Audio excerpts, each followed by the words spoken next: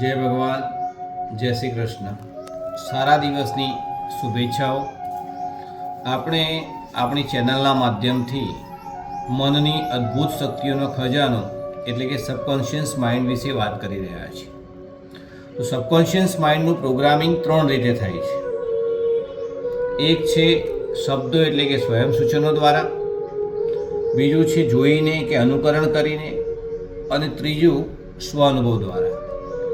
તો આજે આપણે જે પ્રથમ રીત છે સબકોન્શિયસ માઇન્ડનું પ્રોગ્રામિંગ કરવાની, શબ્દો એટલે કે સૂચનો અને સ્વયં સૂચનો દ્વારા. તો સબકોન્શિયસ માઇન્ડના પ્રોગ્રામિંગમાં સૂચનો અને સ્વયં સૂચનો સૌથી મહત્વનો ભાગ ભજવે છે.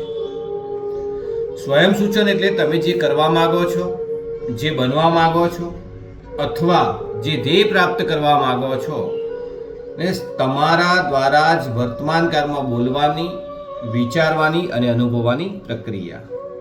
સૂચનો અને સ્વયં સૂચનો 2 પ્રકારના હોય છે. એક હકારાત્મક પણ હોઈ શકે અને નકારાત્મક પણ હોઈ શકે. હકારાત્મક સૂચનો કે વિચારો દ્વારા સબકોન્શિયસ માઇન્ડનું હકારાત્મક પ્રોગ્રામિંગ થાય છે. એ તમને ખૂબ જ સહેલાઈથી જીવનમાં સુખ, શાંતિ, સમૃદ્ધિ તરફ લઈ જાય છે. સફળતાના શિખર સર કરવા માટે હકારાત્મક પ્રોગ્રામિંગ ખૂબ જ જરૂરી છે. પછી એ ભૂતકાળમાં જે મહાન વ્યક્તિઓ થઈ ગયા હોય એ તમામ એમને પોતાના સબકોન્શિયસ માઇન્ડનું હકારાત્મક પ્રોગ્રામિંગ દ્વારા જ પોતાની સફળતાની કેડી કંડાળેલી છે.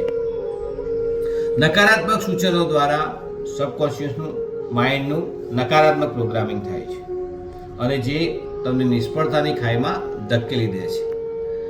તો આ સબકોન્શિયસ માઇન્ડનું જે સ્વયં સૂચનો દ્વારા પ્રોગ્રામિંગ છે એ પણ 2, એક બીજાના સૂચનોથી અને એક પોતાના જ વિચારો અને સ્વયં સૂચનોથી.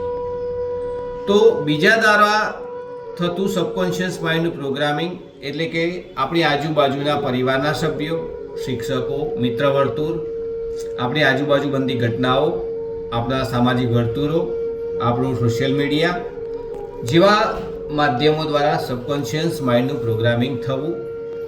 ભૂતકાળમાં કે તમારા બાળપણમાં તમારા માઇન્ડમાં જેવા વિચારો કે સૂચનોનું આરોપણ થયું હશે તે જ પ્રમાણે તમને વર્તમાનમાં એ કે ભવિષ્યમાં પણ એવું જોવા મળશે. ધારો કે આપણે એક ઉદાહરણ લઈએ કે બટાકાનું શાક તમે આજે ખાધું, પરંતુ એ પહેલાં તમારા સબકોન્શિયસ માઇન્ડમાં કેટલાક વિચારો આવેલા હશે કે ભાઈ બટાકાનું શાક ખાવાથી શરીરમાં વાયુ થાય, અને આવું 2-4 વાતોનું સમર્થન મળવાથી આપણા સબકોન્શિયસ માઇન્ડનું પ્રોગ્રામિંગ થયેલું હોય. અને જ્યારે આપણે આ પ્રકારનું વર્તન કરીશું ત્યારે આપણી અંદર પણ એક શરીરની અંદર બટાકાનું શાક ખાધા પછી ગેસ થયા હોવાનું આપણને માલુમ પડે છે. તો એક વૈજ્ઞાનિક સર્વે અનુસાર મનુષ્યને થતા રોગોમાંથી આશરે 80% રોગ તો સાયકોસોમેટિક પ્રકારના એટલે કે મનોદૈહિક રોગો હોય છે. જે આપણે આ જે ઉદાહરણ જોયું એ ઉદાહરણમાં સ્વયં જે સૂચનો અથવા બીજાના સૂચનોથી માઇન્ડને મળે છે એ પ્રકારનું. અન્ય ઉદાહરણો દ્વારા આપણે આવતા વિડીયોમાં સબકોન્શિયસ માઇન્ડનું પ્રોગ્રામિંગ થાય છે એ વિશે વધુ માહિતી મેળવીશું. સારા દિવસની શુભેચ્છાઓ.